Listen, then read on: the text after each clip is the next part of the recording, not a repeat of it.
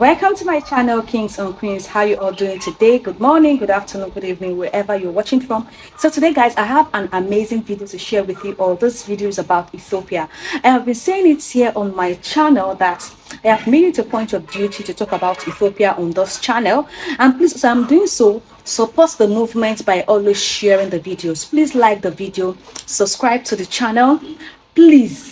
I'm begging, because we are here to showcase Africa to the world. Our goal on this channel is to showcase Africa to the world, to make people see how beautiful Africa is, because there is this stereotype that Africa has, that there is nothing good in Africa, that Africa is poor. But Ethiopia at this point is changing the narrative. I'm going to be sharing a couple of videos for you all to watch. Please, as you're watching, do me a favor, join the movement by liking the video, share the video, and please subscribe to the channel. Guys, let's watch the video together. That is an 1883 palace. Hi, I'm Joe Himali. Today, I'm in Addis Ababa, Ethiopia. Here you can see the guest house behind it, the king's dwellings, and then this was the main entrance for the main hall. This was the main dining room. It has views that overlook the entire city. And here are the cabinets where they would store the honey wine that they would create. This is the main banquet hall. First of all, the ceiling height is phenomenal. It's easily 25 feet. So here, this is the king's and queen's entrance. And there are different entrances for each one of the people. Over there, you can see the podium. That's the table where they would sit. That entrance right there was where the head of the armed forces would come in. That entrance was for the generals and admirals. That entrance was for the princes to come in. Then over here were storage rooms. So this is almost like a refrigerator here where they would store the meat. And you can see they have hooks. And the hooks are actually animal horns. The storage room is empty now, but again, you can see they've got the hooks for the meat. And then this would have been the barrel for the wine. And then that would have been the tub for the beer. And then there was another entrance into another storage room. Here you can see the king and queen's table. It's all carved from a single piece of wood. And underneath you can see, even here, how it's all just one piece. And notice there are 3 legs for the Trinity. And right here beside the hall, you can see the first eucalyptus tree that was planted here in Ethiopia. Here you can see the modern plaster they put on. And then this is the traditional structure with the straw and the mud. Then you go and you look, you can see the roof. And the roof is reeds and wood. But actually all that strapping is pure leather. Here's the king and queen's sleeping area, a separate house. You see it's thatched. And beside king's house, this was the guest house. You'll notice there are no gutters on it. Instead, they put the gutters on the ground, and then they make sure that the gutters are graded away so that it will take the water away from the house.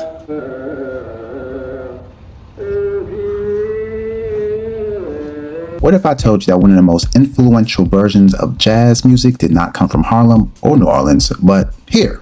If you haven't guessed it by now, I'm talking about Ethio-Jazz, the musical genre shaped by 2 continents. Let's get into it. To understand Ethio-Jazz, we have to go back to the 1960s in Addis Ababa. This city was filled with brass bands and traditional Ethiopian rhythms. From here, we have Mulatu Astatke, the creator of Ethio-Jazz. Mulatu Astatke left Ethiopia to study music at Berklee College of Music. This is before performing in New York City, where he absorbed Latin jazz, bebop, and soul. But while Mulatu was out there, he asked himself, suppose if I blend Ethiopian Kennet scales with American jazz harmony, I wonder what would happen. Ethio-Jazz was born. Ethiopian music uses the modal system, which is known as Kennet. Within this system, you have Tizito, which is nostalgic and mournful, Antioya, which is spiritual and modal, Bati with major and minor versions, and Amasa, which is pentatonic and folk-based. Blending these systems with the vibraphone, horn, and jazz arrangements created a brand new sound, aka Ethio-Jazz. Now, when Mulatu returned to Addis, he brought this brand new sound to hotels, clubs, and lounges like the Hilton Jazz Club. Later in the 1990s,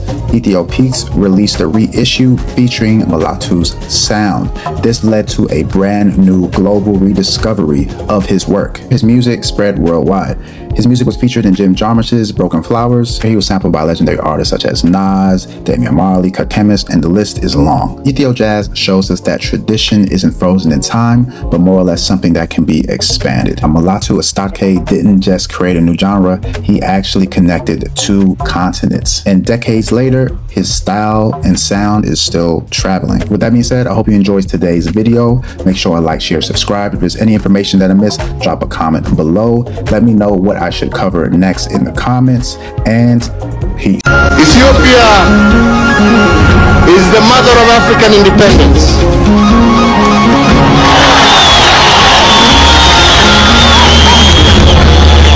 Ethiopia, as the only uncolonized nation,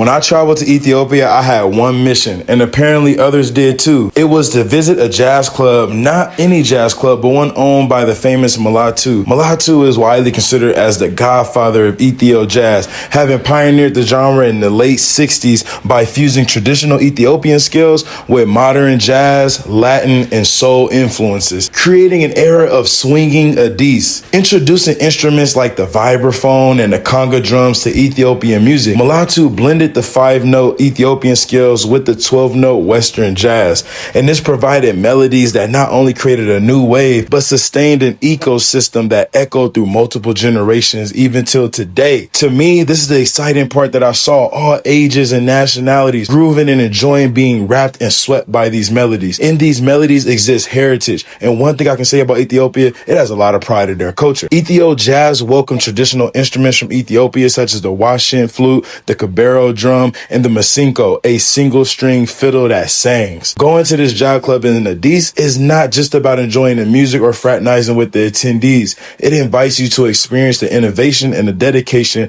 to African creativity, which has no bound. I believe this is the thread that brings us all together here in this jazz club and keeps us swinging. Let's go! Ethiopia! It's kiss the time!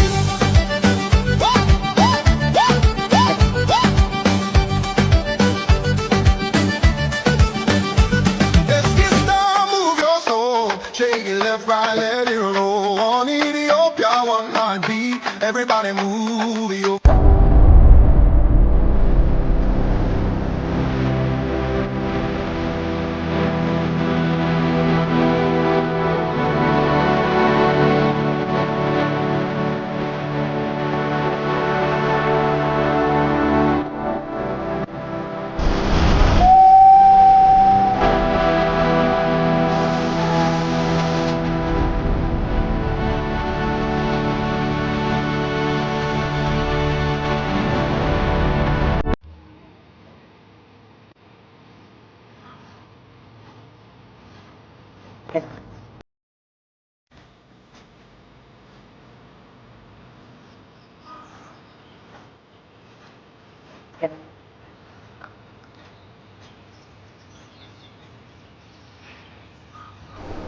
Addis Ababa means new flower, and more than 135 years after its establishment, the city is finally beginning to live up to its name.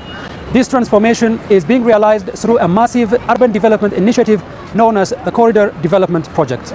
Launched in 2024, the corridor development has given the city wider roads with modern street lighting, along with pedestrian walkways and cycling lanes. Public parks, playgrounds, toilets and parking areas are also key features of the project, which aims to make Addis Ababa a modern and livable city. It's difficult to recognize the city again, I would say. It feels a bit like it's the Addis Ababa. So everything is completely new. The new public spaces like the parks, the playgrounds definitely increase the living standard.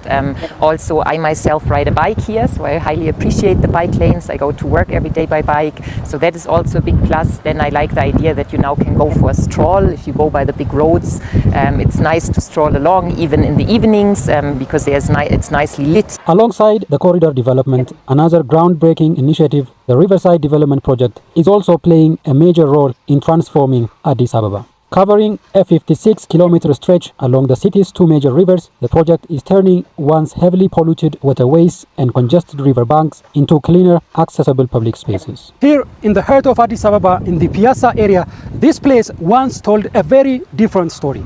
It was a densely crowded neighborhood marked by congestion, poor sanitation, and difficult living conditions. Today, that picture has completely changed. In less than 2 years, it has been transformed into a public park with breathtaking landscapes offering fresh air, green open spaces, playgrounds, and much more. City officials say the projects have already reduced congestion, improved public health, and laid the foundation for a capital city ready to meet future demands. From its historic neighborhoods to its newly built corridors, Addis Ababa is redefining itself, leaving a lasting mark on how residents live, move,